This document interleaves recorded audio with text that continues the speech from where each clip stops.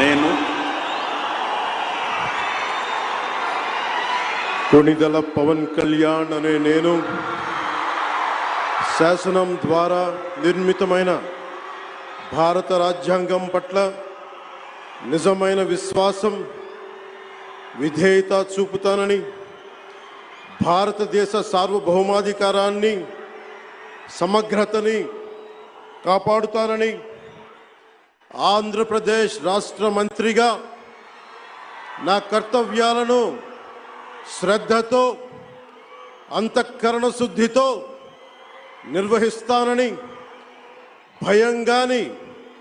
పక్షపాతం గాని రాగద్వేషాలు గాని లేకుండా రాజ్యాంగాన్ని శాసనాలని అనుసరించి ప్రజలందరికీ న్యాయం చేకూరుస్తానని దైవ సాక్షిగా